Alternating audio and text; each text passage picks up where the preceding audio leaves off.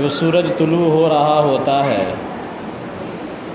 تو توانائی بھرپور رہتی ہے۔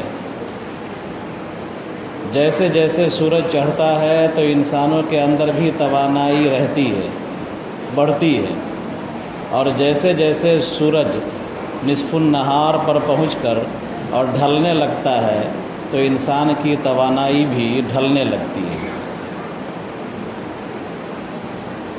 لہذا صبح کے اوقات کو ہر حال میں انسان کو کام میں لانا چاہیے۔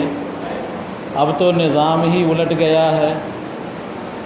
اسلامی نظام ہر کام سویرے کرنے کا ہے۔ دکانیں کھلیں سویرے کھلے،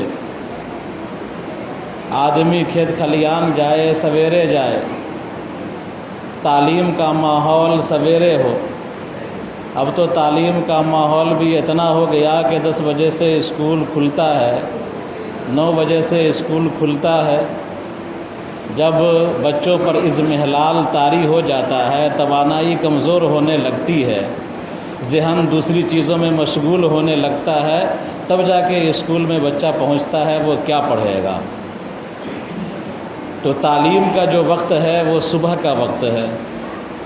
جتنا سویرے بچہ بیدار ہو اور صبح کے اوقات کا فائدہ اٹھائے، اتنا ہی بچہ ذہانت کے اعتبار سے ترقی کرتا ہے اور صلاحیت کے اعتبار سے وہ آگے بڑھتا ہے۔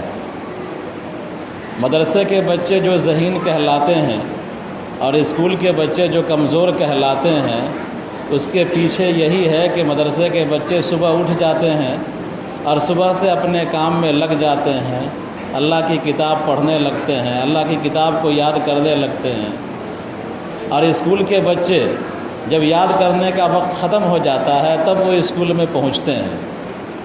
تو اسی لیے کہا جاتا ہے کہ مدرسوں کے اندر ٹیلنٹ ہوتا ہے، ذہانت ہوتی ہے۔